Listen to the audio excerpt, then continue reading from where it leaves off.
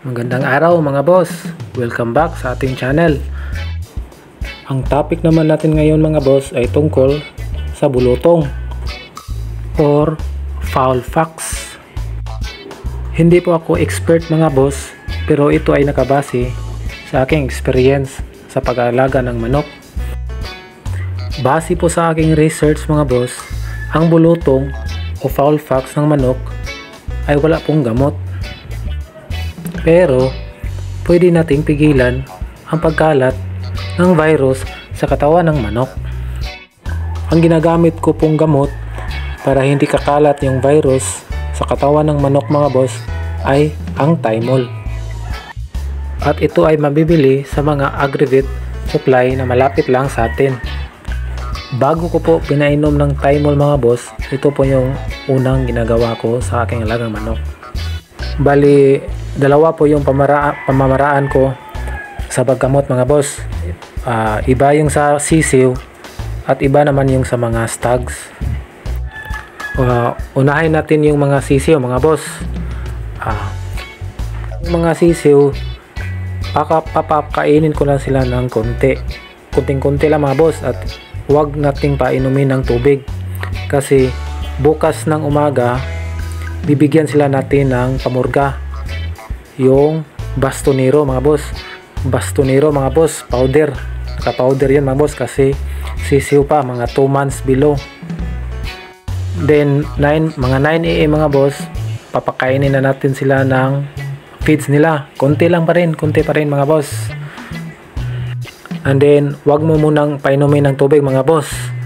Then after mga palagay na natin 2 to 3 PM, hapon yan mga boss, 2 to 3 PM, dyan na papasok si Thymol mga boss, yung Thymol na mabibili natin. Ang gagawin natin sa Thymol mga boss is naka tablet. Idikdikin natin mga boss para magiging powder at ihalo natin sa tubig. Yung ratio kong ginagamit mga boss is sa 10 sisiw, magdikdik ako ng 2 tablet ng Thymol at ihahalo ko sa 1 basong tubig mga boss. Yan yung ipainom natin sa ating mga sisiw 2 PM to 3 PM mga boss. And then mga 4 to 5 PM mga boss, pakain ulit, konti lang at hindi na magpapainom ng tubig.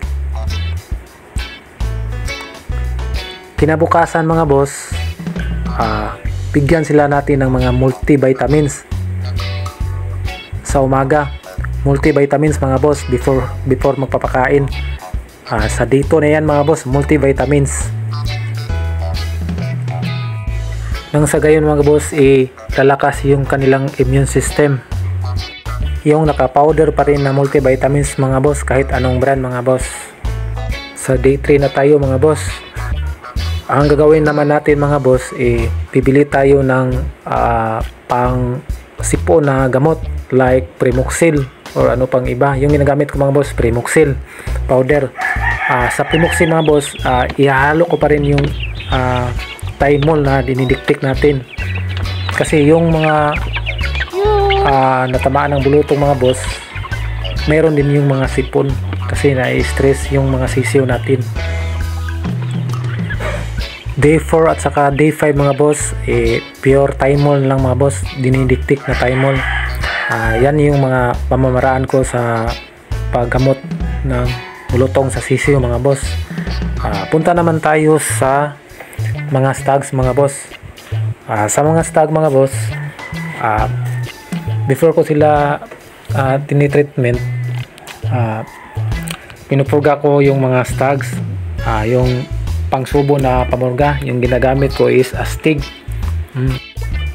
Hindi ko na sila pinapakain sa hapon mga boss, sinusubuan ko na lang ng pamurga. Kinabukasan mga boss, sa umaga pinapainom ko sila ng Thymol mga boss. At sinasabayan ko na rin ng pangsipon mga boss. Yung ginagamit ko na pangsipon is Yung ginagamit ko na pangsipon mga boss is Dosilac or amtil, dusilak or amtil mga boss, sabay subo sa Thymol mga boss. Kasi pag may bulutong mayroon din kasing sipon.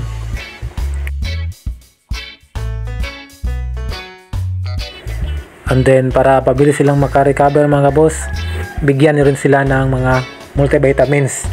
Yung ginagamit ko mga boss is V22. Sinusubuan ko sila ng V22 at saka B12 para gumana naman yung kanilang